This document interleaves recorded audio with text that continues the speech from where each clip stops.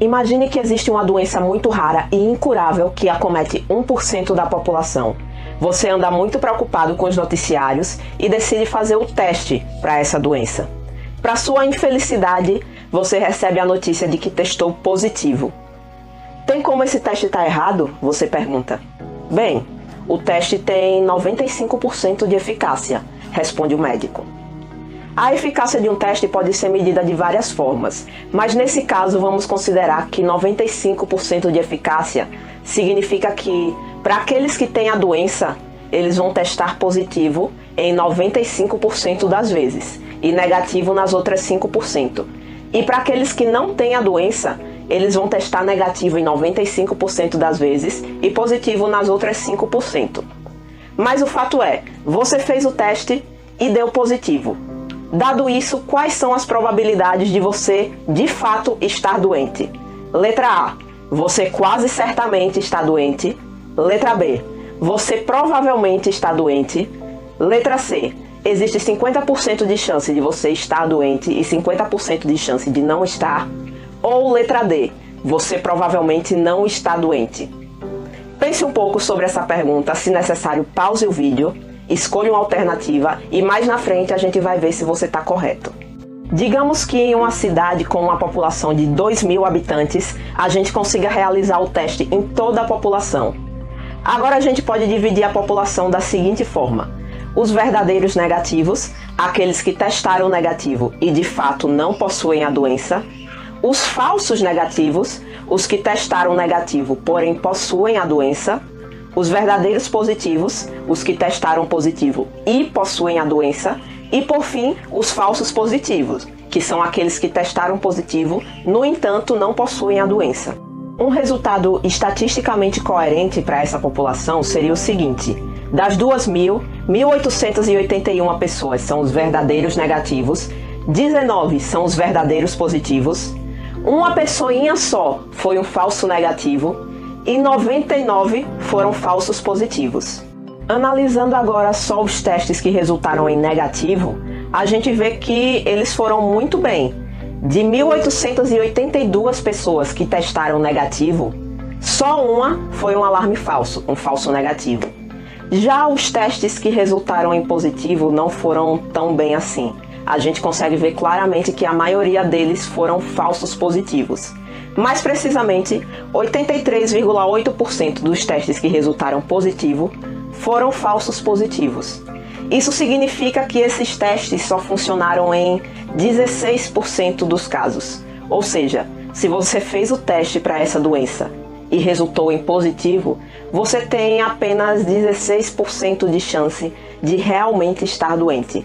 Então a resposta correta é letra D. Você provavelmente não está doente. Isso não faz sentido nenhum. Se o teste tem 95% de eficácia e você mesma definiu que para aqueles que têm a doença, eles vão testar positivo em 95% das vezes, então se eu fiz o teste e testei positivo, significa que eu tenho uma chance de 95% de ter a doença. Calma, aí você confundiu tudo. O que eu defini foi a probabilidade da pessoa testar positivo caso ela tenha a doença, o que é totalmente diferente da probabilidade da pessoa ter a doença caso ela teste positivo. Oxe, não é a mesma coisa não, é? Não é a mesma coisa de jeito nenhum. Tá tudo nessa formulazinha aqui, essa equação que é uma das mais importantes da estatística e é conhecida como Teorema de Bayes. Ela nos diz que a probabilidade de A dado o acontecimento B é igual à probabilidade de B dado o acontecimento A vezes a probabilidade de A se concretizar, tudo isso dividido pela probabilidade de B se concretizar. A intuição para essa fórmula é a seguinte: digamos que eu tenho A e B, dois acontecimentos diferentes, e a gente represente eles como sendo dois conjuntos nesse diagrama aqui. Eu tenho A intersecção B, que é quando A e B ocorrem simultaneamente.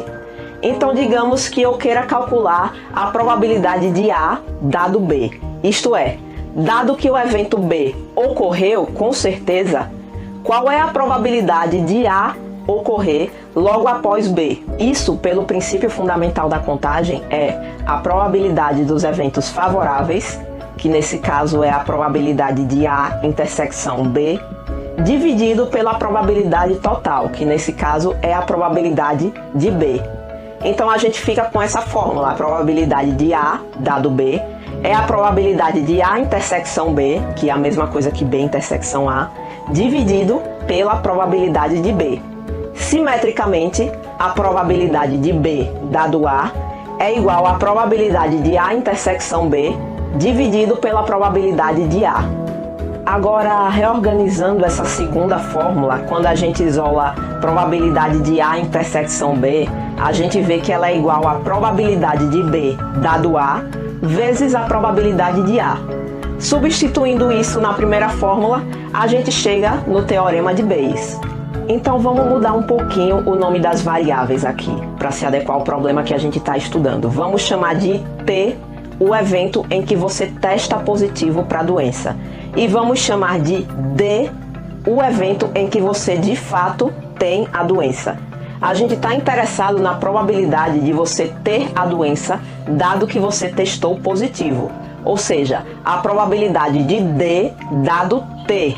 Se a gente substituir esses valores no teorema de Bayes, a gente vai ver que essa probabilidade é de cerca de 16%, como a gente já havia discutido anteriormente. A intuição para saber por que isso ocorre é observar bem essa fórmula. Perceba que um dos elementos dela é a probabilidade de você ter a doença, que no cenário que a gente definiu, essa probabilidade é de 1%, já que a doença acomete somente 1% da população. Então essa fórmula ela faz um balanço entre a eficácia do teste e também a raridade da doença, que é algo que muita gente ignora quando vai interpretar os dados estatísticos. Então, quando você testa positivo, o teste está lhe dizendo que você tem uma doença raríssima que acomete somente 1% da população. E isso é uma afirmação muito arriscada, com uma grande chance de estar errada.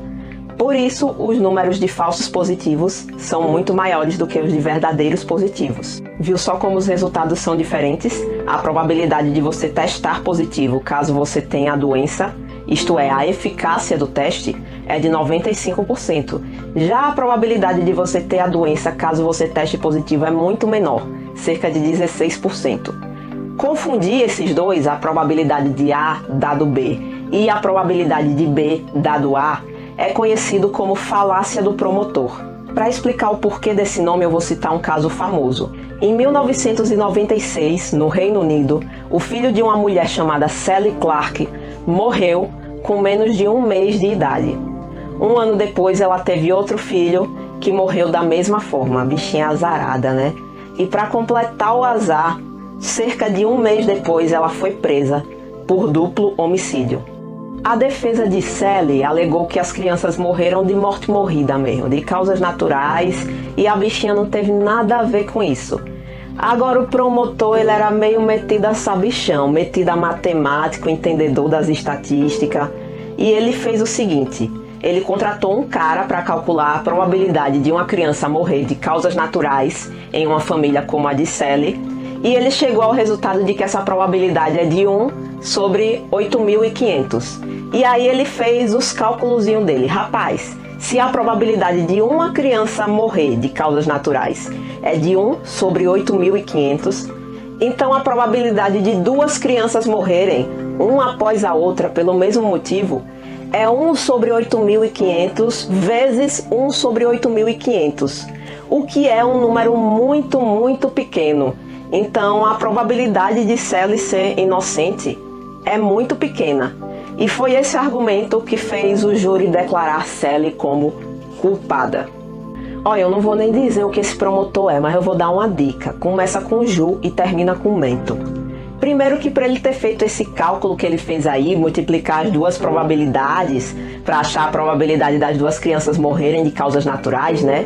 As mortes teriam que ser eventos independentes, ou seja, uma não poderia ter nenhuma correlação com a outra.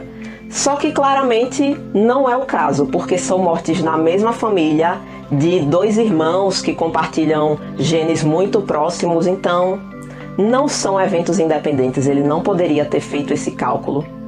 E considerando a dependência dos eventos, a probabilidade seria na verdade muito maior. Mas esse nem foi o erro mais grave, o pior foi que o cabra usou a falácia do promotor. Pois é, digamos que seja verdade aí os cálculos que ele fez, que a probabilidade de 2 mortes morridas de criança na mesma família seja essa aí que ele colocou.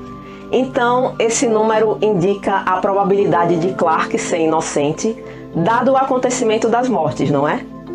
Errado! Esse número indica a probabilidade das mortes terem acontecido, dada a afirmação de que Clark é inocente. O cara confundiu totalmente a probabilidade de A dado B com a probabilidade de B dado A. São coisas totalmente diferentes. E o pior, se a gente fizer de fato o cálculo correto, isso é, a probabilidade de Clark ser inocente, dada a morte das crianças, a gente chega que essa probabilidade é de cerca de 66%. É uma probabilidade muito alta. Resultado, Clark foi presa injustamente e esse promotor ficou conhecido por um dos maiores erros jurídicos na história britânica. Essa confusão acontece muito nos júris, tem muitos casos, aqui eu só citei um, mas eu deixei um link com vários outros na descrição. Então, você aí que está fazendo direito, quer ser advogado, promotor, cuidado aí, viu? Cuidado com as pegadinhas da estatística. Esse paradoxo é um dos muitos exemplos de como os dados estatísticos nos enganam, caso a gente os analise superficialmente.